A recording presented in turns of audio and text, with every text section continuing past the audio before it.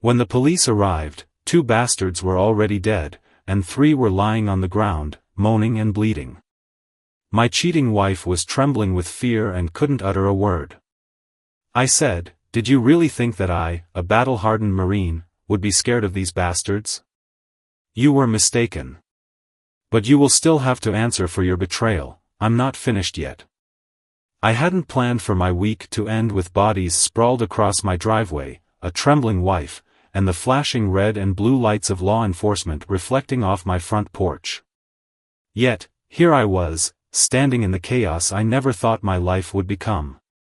Let me start at the beginning, though you might not believe how it all spiraled out of control. It started with something as small as a locked phone. Jessica, my wife of 8 years, had never been one to guard her devices. We'd always shared passwords, unlocked phones in front of each other. It was normal, comfortable. But over the past few weeks, her phone rarely left her hand, and when it wasn't in use, it was face down on the counter. Got something to hide? I joked one evening, grabbing my beer from the fridge. She smiled, too sweet, too rehearsed. "Oh, come on, Brian. Don't be one of those husbands." It was the first red flag, and I ignored it like an idiot. The next red flag came a week later when she started staying late at work. Deadlines, she'd sigh, kissing me on the cheek before rushing out the door, heels clicking on the hardwood floor like a metronome marking the countdown to disaster. But it wasn't just the late nights. She'd grown colder, little things like laughing at my jokes less or dodging my touch. Jessica wasn't just drifting, she was running, and I couldn't figure out why. Then, one night, I found her excuse unraveling. I decided to surprise her with dinner at her office, nothing fancy, just takeout and an attempt to rekindle whatever had started to dim between us. When I arrived, I saw her car in the lot, but the building was dark. Confused, I called her. "I'm still at work," she said, her voice as smooth as ever. "It's been such a long day. I'll be home in a few hours." My gut twisted. I looked up at the dark windows. "Oh, okay," I said, playing dumb. "Want me to bring you something to eat?" "No need, babe," she replied. "I'll grab something on my way home." I hung up, the takeout bag crinkling in my hand, and drove away, wondering where she really was, and who she was with. That night, she slipped into bed next to me, her perfume sharper than usual, her body stiff and turned away. By now, I knew something was wrong. I started watching, paying closer attention to the details I'd once taken for granted. Jessica's routines had changed, new lingerie I hadn't seen her wear at home, phone calls she'd take in whispers, and weekends where errands seemed to stretch into hours. It wasn't until I saw the first undeniable piece of evidence that my suspicions were confirmed. A receipt fell out of her purse while she was getting ready for bed. It wasn't for groceries or gas. It was for a luxury hotel downtown, dated from 2 nights prior. I picked it up, heart pounding, and held it up to her. "What's this?" I asked, my voice low and controlled. Jessica froze, her makeup half removed, a cotton pad in one hand. For a split second, panic flashed across her face, but she quickly masked it with a laugh. "Oh, that," she said, brushing her hair back. "It's for work. A client lunch. At the Grand Monarch Hotel?" I pressed, stepping closer. "Funny, I didn't know they served lunch in hotel suites." Her eyes narrowed, and she snatched the receipt from my hand. "Are you spying on me, Brian? For God's sake, you're being paranoid." She walked out of the room, slamming the door behind her. That was the moment I realized how deeply she underestimated me. I started digging, playing the long game.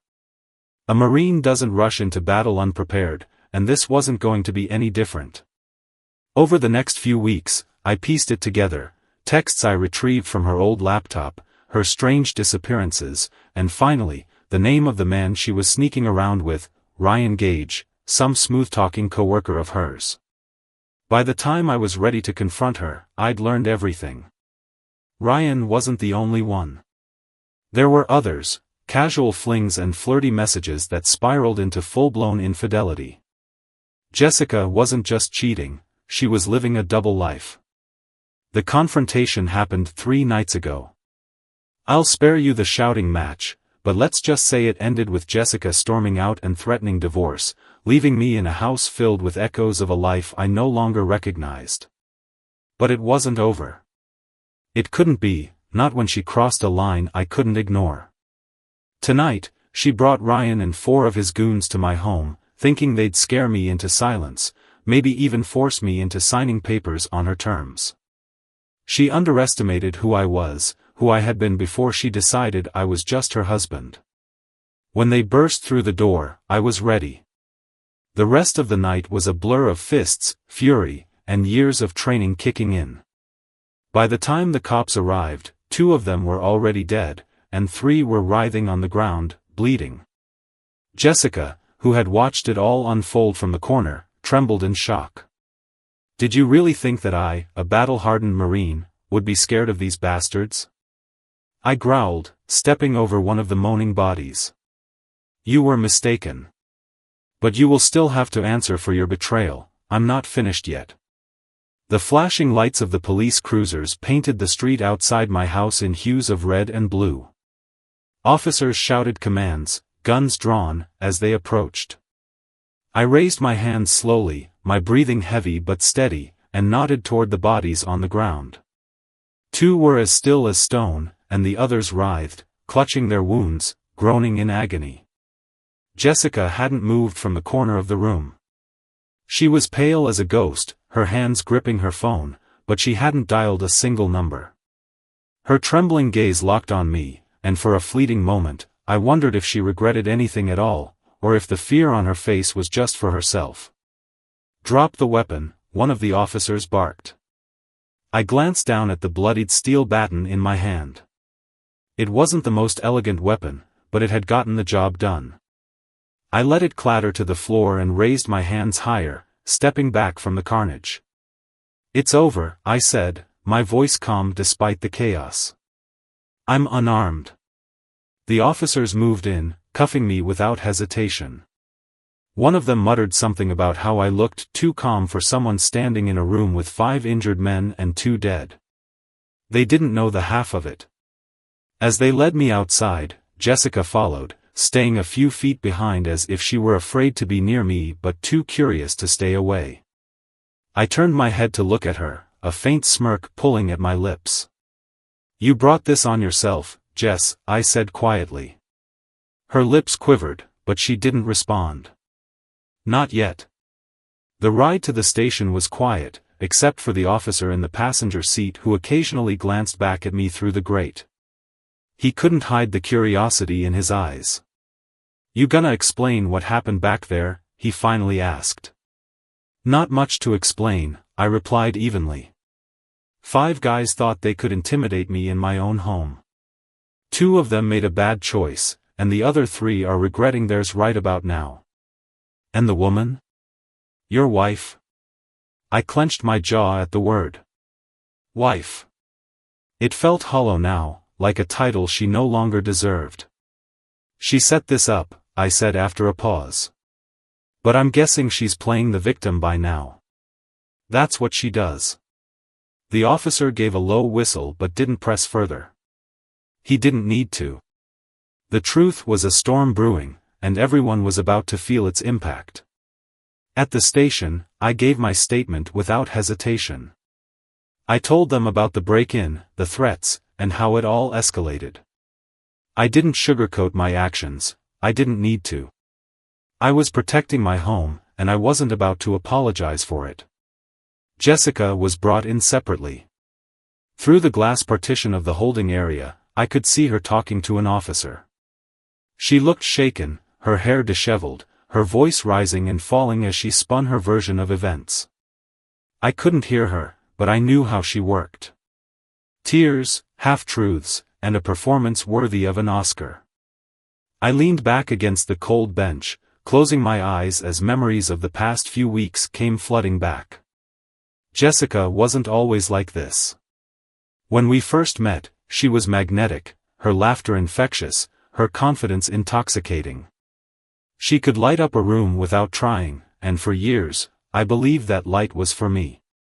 But somewhere along the way, she started shining for someone else. When I caught her in the first lie, it had hurt, but I wanted to believe it was a one-time thing. A bad decision. A mistake. I didn't realize then that it wasn't the first, and it wouldn't be the last. She had built an empire of deceit, and I had been living in it, blissfully unaware. But tonight wasn't just about her lies. It was about her arrogance, bringing those men into our home, thinking they could scare me into submission. She thought she'd beaten me, that she could break me. She thought wrong. Hours later, after I had been processed and released on my own recognizance, I stepped out into the cold night air. Jessica was waiting in the parking lot, leaning against her car with her arms crossed. Her makeup was smeared, her hair a mess, but her expression was defiant. "You've really lost it this time, Brian," she snapped as I approached. I laughed, a short, bitter sound. "You brought thugs to my house, Jessica. What did you think would happen?" "They were just supposed to scare you," she shot back, her voice rising. "I didn't think you'd." "Didn't think I'd what?" "Fight back? Defend myself? I'm not some pushover you can manipulate, Jess. Not anymore." She stepped closer, jabbing a finger at my chest. "You're out of control. Do you have any idea how much damage you've done? You killed people, Brian." "They made their choice," I said coldly. "Just like you made yours." Her face twisted with anger, but there was something else there too, fear. She had pushed me too far, and now she was realizing there was no going back. "I'll make sure you pay for this," she hissed. I shook my head, a humorless smile tugging at my lips. "No, Jessica. You're the one who's going to pay. For every lie, for every betrayal, for every time you made me feel like I wasn't enough." She faltered, her confidence cracking for the first time. "I loved you," I said quietly, the weight of those words heavier than anything I'd said tonight. "But that love is gone now. All that's left is the truth, and you're going to face it." As I walked away, leaving her standing alone in the parking lot, I felt a strange sense of peace. The war wasn't over, but the first battle was won. She had underestimated me, and now she would learn what it meant to face the consequences of her actions. Jessica's car lights flickered on behind me as I walked down the dimly lit parking lot, but I didn't look back. I knew her too well. She wouldn't drive away just yet. She was still trying to figure out how to salvage control, to bend this disaster to her advantage. But she was out of moves. I climbed into my truck and sat for a moment, gripping the wheel tightly. The events of the night replayed in my head like a broken record, the crash of the front door, the adrenaline pounding in my ears, the sound of fists hitting flesh. The bodies sprawled on the floor, their groans mixing with Jessica's shallow, terrified breathing.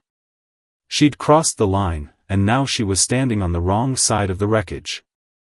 The drive home was eerily quiet.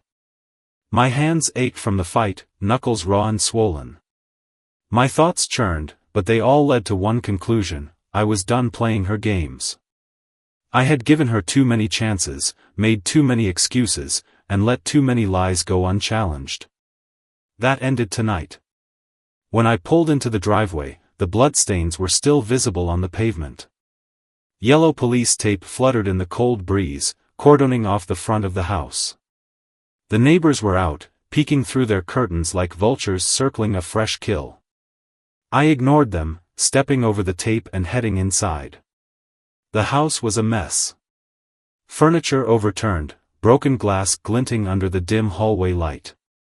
This wasn't just a home anymore, it was a battleground, and the scars would remain long after the dust settled. I headed straight to the kitchen, pouring myself a stiff drink.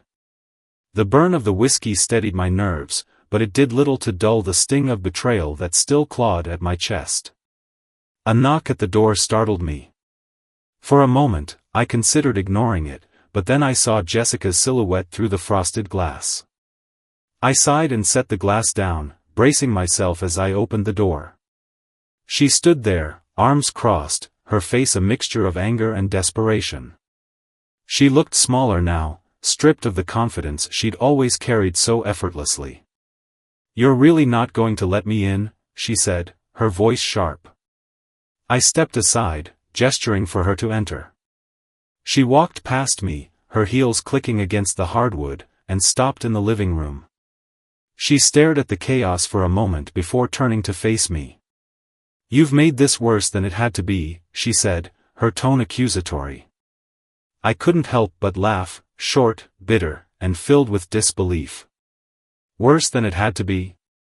You brought a gang of thugs to my house, Jess. What exactly did you think was going to happen?" She looked away, her jaw tightening. "You're acting like I wanted this. You didn't want it? So what was the plan, huh? To scare me into signing whatever divorce papers you had cooked up? To humiliate me one last time before you ran off with one of your boy toys?" Her face flushed, and for the first time, she didn't have a comeback. Instead, she shifted tactics, her voice softening.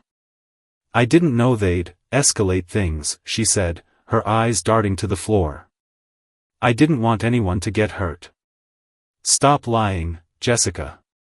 Her head snapped up, and for a moment, the mask dropped. The facade of innocence cracked, and underneath it was the cold, calculating woman I'd come to know over the past few weeks.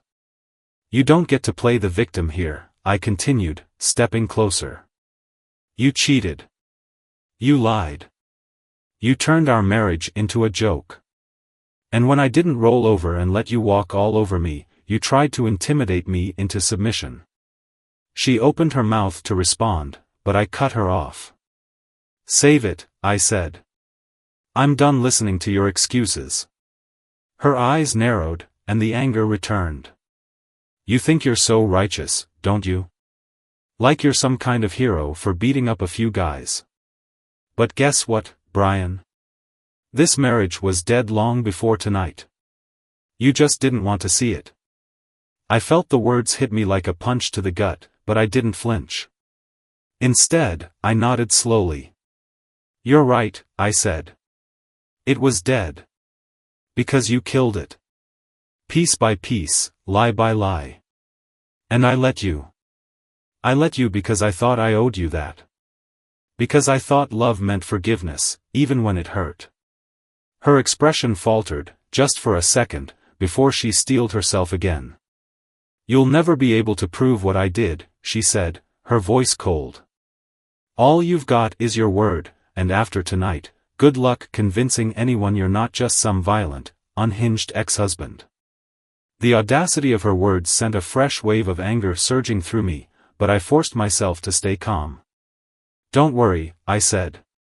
"The truth has a way of coming out, whether you like it or not. And when it does, you'll finally have to face the consequences of everything you've done." She stood there for a moment, glaring at me, before grabbing her purse and storming toward the door. "You're a fool, Brian," she spat over her shoulder. "No," I said quietly. "I was. But not anymore." The door slammed shut behind her, leaving me alone in the wreckage of our life together. I stood there for a long moment, the silence pressing down on me like a weight. I wasn't sure what came next. The legal battles, the divorce, the fallout from tonight, it was all a storm waiting to break. But for the first time in years, I felt ready to face it. The slam of the door echoed through the house like a gunshot. I let out a long breath, staring at the wreckage Jessica had left in her wake. But something felt off. The night had been a whirlwind of chaos and confrontation, but this silence didn't feel like closure.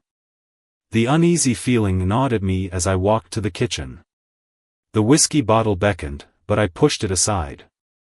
I needed clarity, not another fog to drown in. I grabbed my phone instead, scrolling through my messages. Nothing new. No missed calls. Then, a single notification caught my eye, a security alert from the house cameras. Pulling up the footage, I leaned against the counter, my pulse quickening. At first, I thought it was just Jessica's earlier departure, but the timestamp didn't add up. This was from minutes after she'd left. The camera feed showed her car parked at the curb, her shadowy figure pacing near the driveway. She wasn't leaving. She was waiting. My stomach twisted. For what? I fast-forwarded, and then I saw them. A second car pulled up behind hers, headlights off. The doors opened, and two figures emerged, men, large and hulking. They approached Jessica, and she gestured wildly toward the house. My heart raced as I grabbed the nearest object, a knife from the block on the counter, and moved toward the front of the house.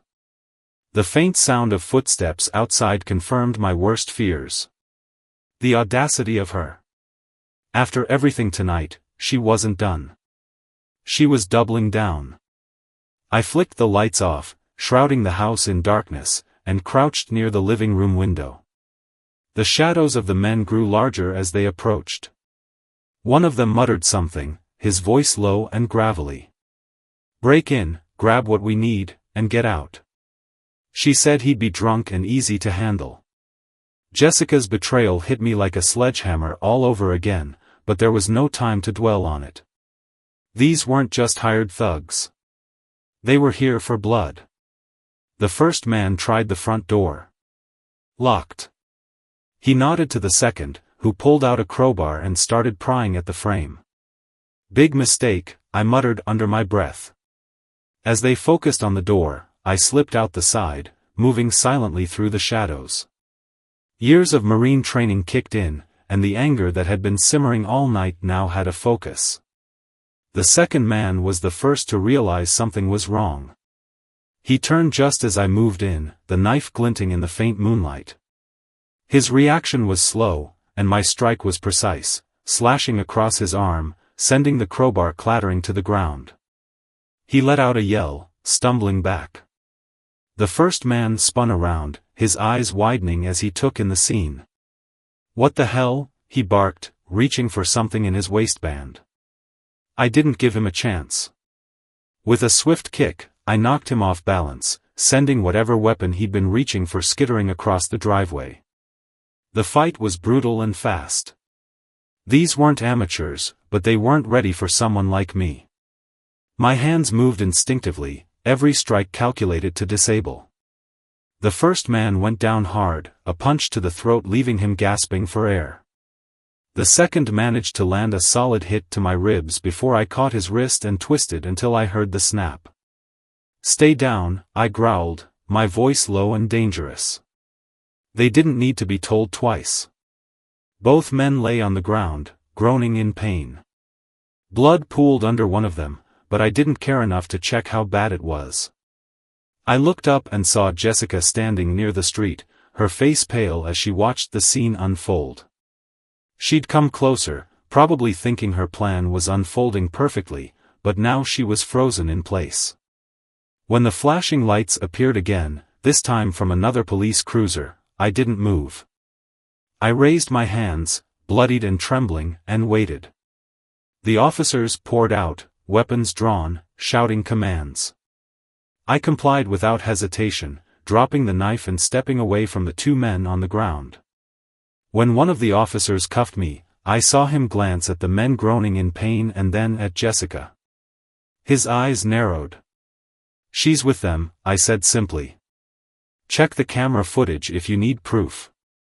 Jessica's face twisted, her mouth opening to protest, but no sound came out.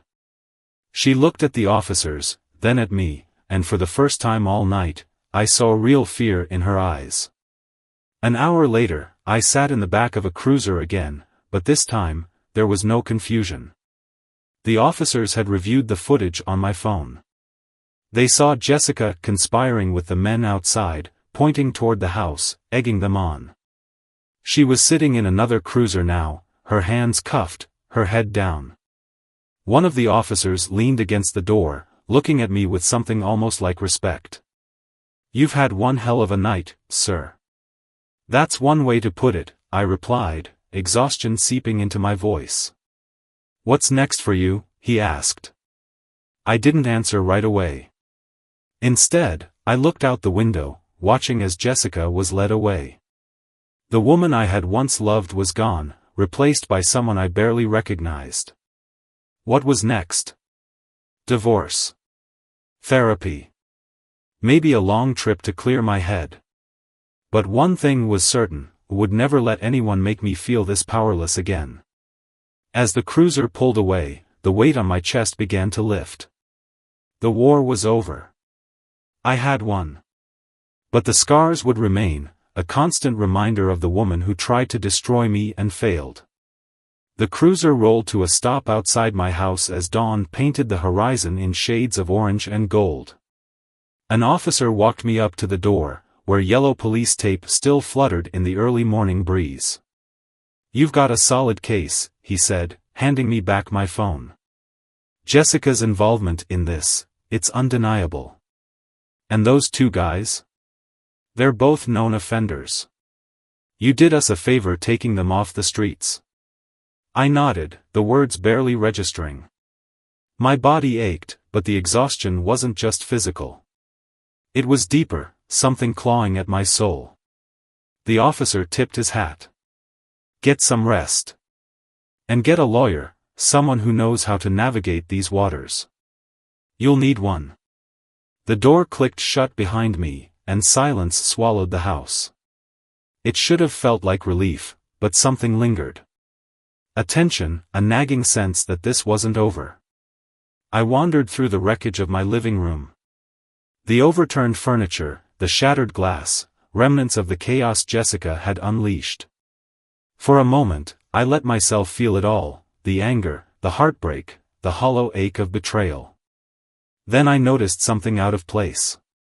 A laptop sat on the coffee table, its screen glowing faintly in the dim light. It wasn't mine. Jessica must have left it in her rush to flee the scene. My gut told me it was important. I hesitated for a moment, then opened it. The screen lit up, revealing an email inbox. The messages were scattered with subject lines that sent a chill down my spine. Payment received, next steps. Sensitive materials attached. Brian's assets, overview. Clicking through the emails, the pieces began to fall into place. Jessica hadn't just been cheating, she'd been plotting. There were references to offshore accounts, financial advisors, even messages about falsifying documents.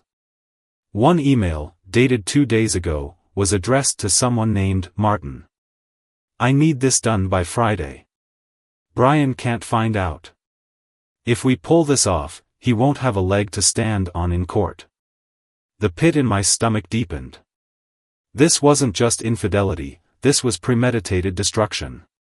Jessica wasn't trying to leave quietly, she was trying to ruin me, to strip me of everything I'd worked for. But one detail in the emails stood out. Martin wasn't just her co-conspirator. He was her lover. The anger that surged through me was white-hot, but it was focused now. This wasn't just about me anymore. It was about justice. About ensuring that Jessica and everyone involved paid for what they'd done. I scrolled further, finding an attachment labeled Documents, Priority. When I opened it, my heart sank. It was a blueprint of my company's financials, accounts, investments, every detail laid bare. She'd been siphoning money for months, moving it into shell accounts under her name and Martin's. My hands trembled as I snapped pictures of everything. I barely had time to process it all when my phone buzzed. A message popped up from an unknown number. You've got no idea who you're messing with. Drop it, Brian. Or else. My breath caught. They knew. Whoever Martin was, he wasn't just some sleazy guy Jessica had picked up.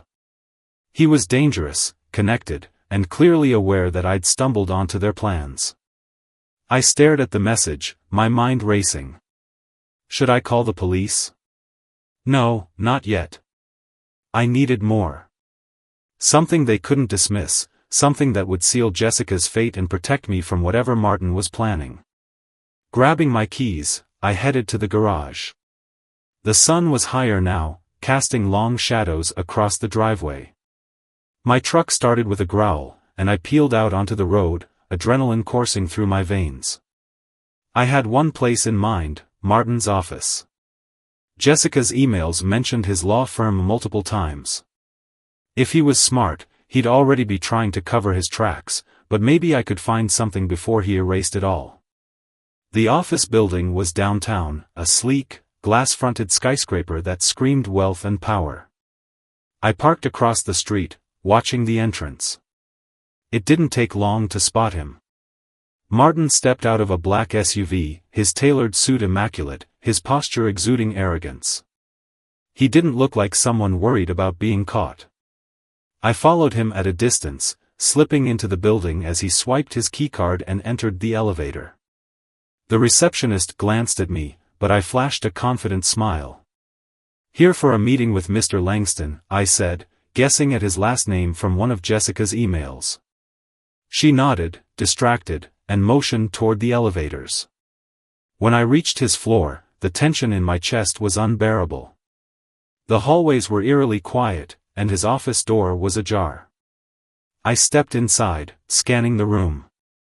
His desk was cluttered with papers, but one item caught my attention, a sleek black laptop, identical to the one Jessica had left behind. Before I could think, I plugged a USB drive into the device, copying as many files as I could. The sound of footsteps behind me froze me in place. "Looking for something?" Martin's voice was cold, sharp, and laced with menace. I turned slowly, my heart pounding. He stood in the doorway, arms crossed, a smirk playing on his lips. "You should have stayed out of this, Brian," he said, stepping closer. "You think you've won? That Jessica's betrayal is the end of the story?" His smirk widened. "It's just the beginning." Before I could respond, the lights in the office flickered, and a loud crash sounded from the hallway.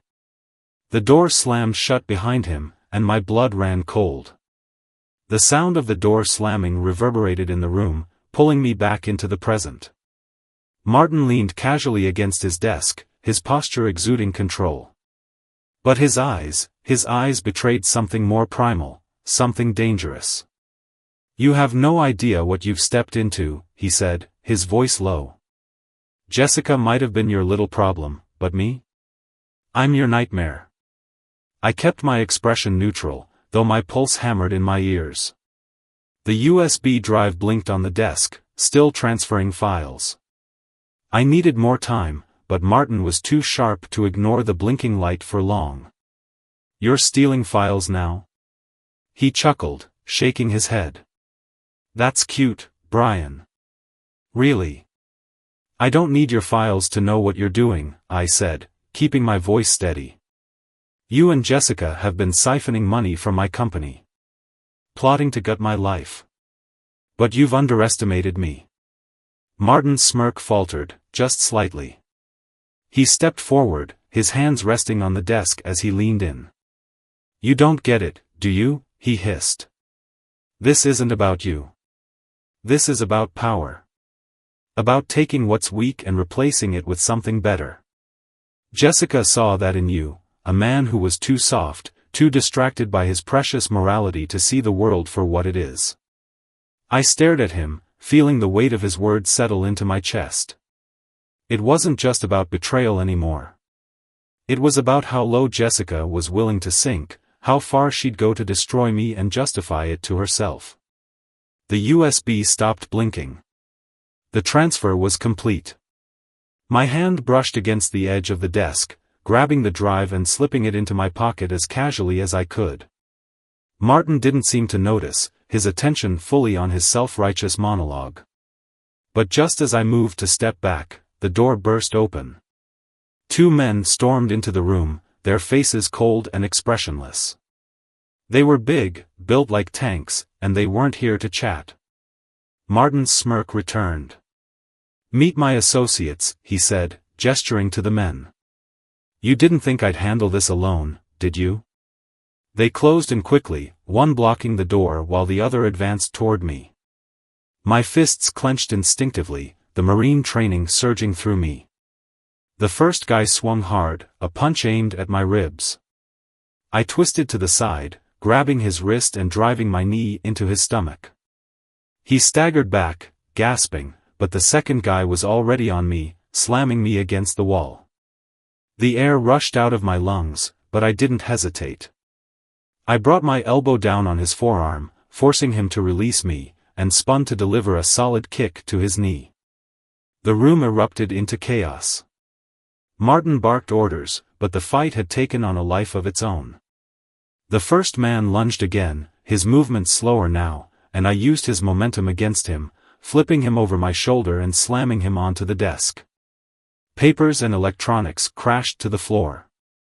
The second man grabbed a chair, swinging it like a weapon, but I ducked, the chair shattering against the wall behind me. Enough! Martin shouted, reaching for a drawer in his desk. The glint of metal caught my eye, a gun. Adrenaline surged, and I reacted without thinking. I grabbed the remains of the broken chair and hurled it at Martin. The makeshift projectile knocked the gun from his hands, sending it skidding across the floor. The distraction gave me the opening I needed. I grabbed the second man, slamming his head into the desk, and he crumpled to the ground. The first man was already unconscious, sprawled across the remains of the chair. Martin backed up, his hands raised. For the first time, his confidence faltered. "You've got no idea what you're doing," he spat, his voice trembling with anger. "You think you're winning? This doesn't end here." I stepped closer, my voice low and steady. "It ends when I say it ends." The door burst open again, but this time it wasn't more of Martin's goons. It was the police. Their guns were drawn, their voices booming as they shouted commands. I raised my hands slowly, stepping back from Martin. The officers moved quickly, securing the room. One of them grabbed Martin, slamming him against the desk and cuffing him. Another officer turned to me, his expression hard. "Are you Brian Mason?" I nodded, still catching my breath. "We've been tracking this operation for months," he said, gesturing to Martin and the unconscious men. "Looks like you just handed us everything we needed." As they escorted Martin out of the room, he glared at me, his eyes burning with hatred. "This isn't over, Brian. You'll pay for this." I didn't respond.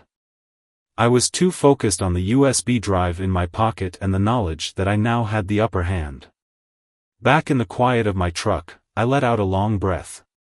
The weight of the night pressed down on me, but for the first time, I felt a glimmer of hope.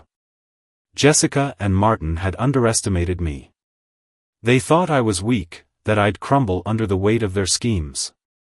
But they were wrong. This wasn't just about survival anymore. It was about reclaiming my life, piece by piece.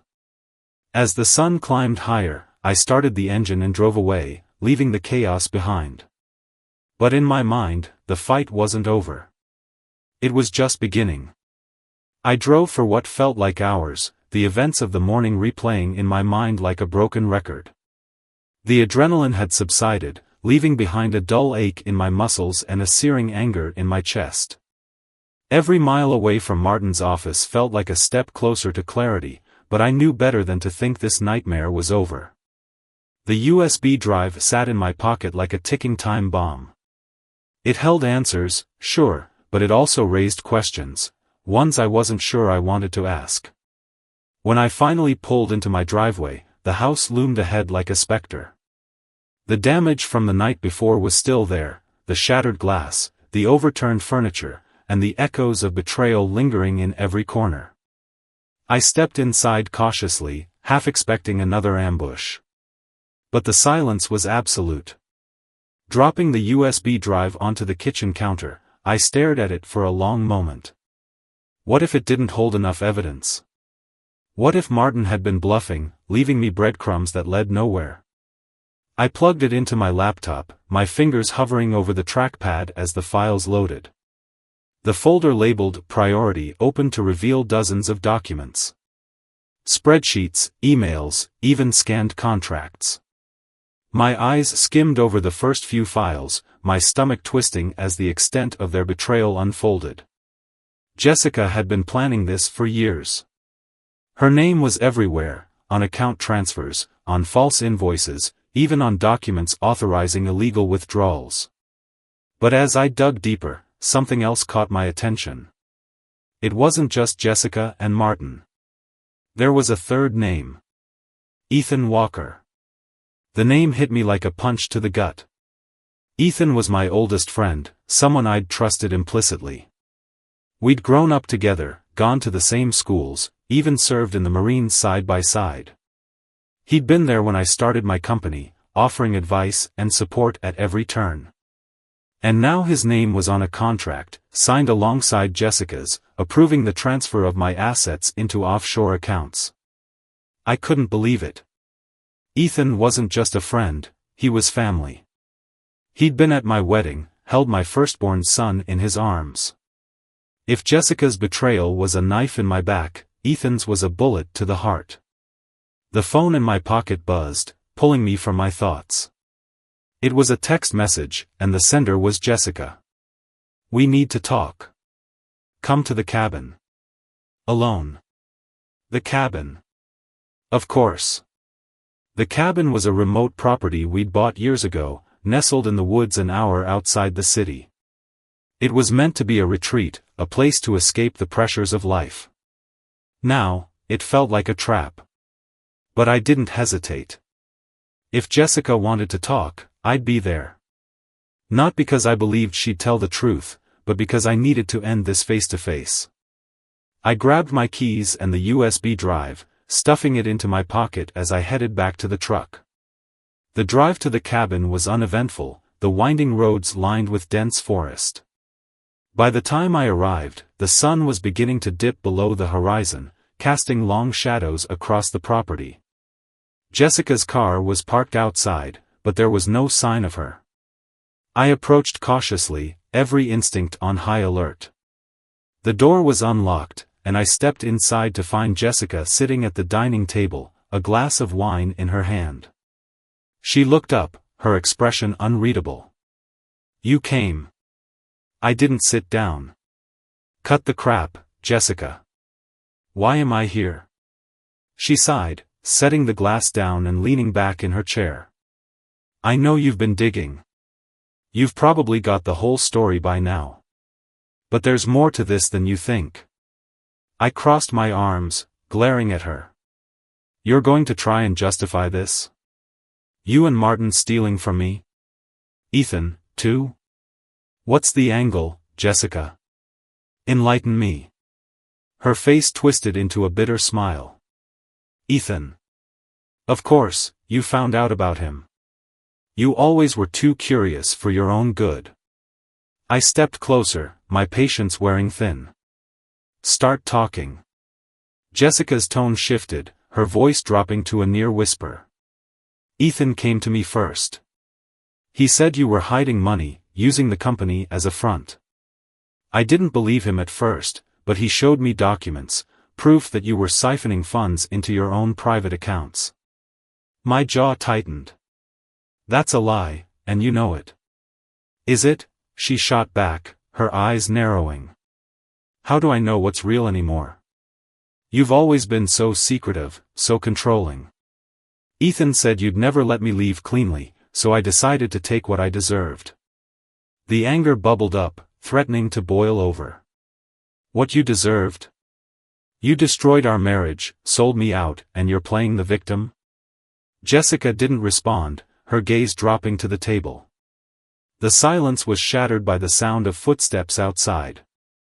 I spun toward the window, catching a glimpse of movement in the shadows. My hand instinctively went to my side, wishing I'd brought a weapon.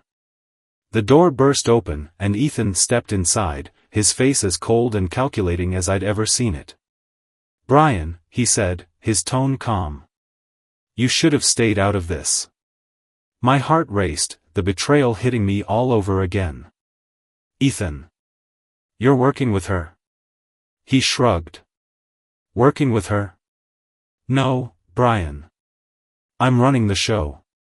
Jessica stood up, her posture tense.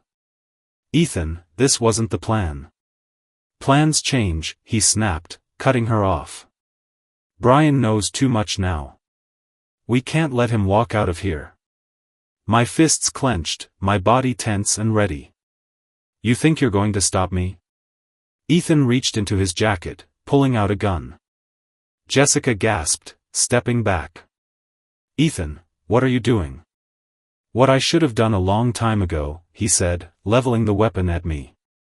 But before he could pull the trigger, the sound of sirens filled the air, growing louder by the second. Ethan's eyes widened in shock as flashing red and blue lights illuminated the cabin. The cavalry had arrived. The sirens grew louder, the flashing red and blue lights bathing the cabin in their unforgiving glow. Ethan froze, his gun still aimed at me, but now his hand was trembling. Jessica backed away, her face pale, her once cocky demeanor shattered. I didn't move. I kept my eyes locked on Ethan, my body coiled like a spring. If he so much as twitched, I was ready. Ethan, I said, my voice low and steady, it's over. Drop the gun. His eyes darted between me, Jessica, and the window where the police were spilling out of their cars, shouting commands. You think they'll save you? He hissed. You think this ends here? You don't understand, Brian. I had to do this. You left me no choice.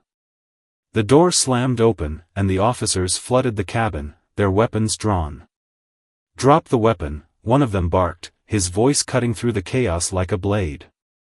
For a moment, time stood still. Ethan's grip tightened on the gun, his jaw clenched in defiance. I could see the calculations running through his mind, the desperation, the fear. But then he made his decision. With a roar of frustration, Ethan hurled the gun to the floor and raised his hands. The police moved in swiftly, forcing him to the ground and cuffing him. Jessica stood frozen, her hands trembling as an officer approached her. Ma'am, you're under arrest. Hands behind your back. What? She shrieked, her voice cracking. I didn't do anything. I didn't.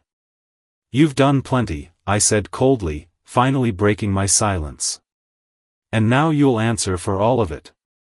As the police hauled them both outside, I felt an overwhelming mix of emotions, relief, anger, sadness, and a strange, hollow sense of closure. The lead officer approached me, his expression unreadable. Mr. Mason, we've been monitoring Ethan Walker and Jessica Mason for some time. Your actions today helped us gather the final pieces of evidence we needed. I nodded, still trying to process everything. It wasn't just them, I said, pulling the USB drive from my pocket. Martin Williams was involved, too. You'll find everything you need here. He took the drive, giving me a small nod of appreciation. We'll follow up on this. For now, we recommend you get some rest. You've been through a lot. As they drove away with Ethan and Jessica in the back of separate police cars, I stood alone in the cabin. The silence was deafening. I walked to the shattered window, staring out into the dark woods. This place had once been a sanctuary, a symbol of everything good in my life. Now, it felt like a graveyard for memories. The next few weeks were a blur of legal proceedings, statements, and countless questions. The evidence on the USB drive was damning enough to secure charges against Ethan, Jessica, and Martin. Their scheme to siphon my company's assets and frame me for embezzlement unraveled completely. Jessica tried to play the victim in court, claiming she'd been manipulated by Ethan and Martin, but the paper trail said otherwise. Her lies, once so convincing, fell apart under scrutiny. Ethan, for his part, showed no remorse. He admitted to orchestrating the entire plot, justifying it as payback for perceived slights that existed only in his mind. When the verdicts were read, guilty on all counts, I felt a weight lift off my shoulders. Justice had been served, but it was a bittersweet victory. The house felt emptier than ever. Every room echoed with the ghosts of what once was, and I found myself questioning everything. How had I missed the signs? How had I allowed myself to be surrounded by people who could betray me so completely? But as the days turned into weeks, I began to rebuild. I sold the cabin, unable to bear the memories it held, and focused on repairing my company's reputation.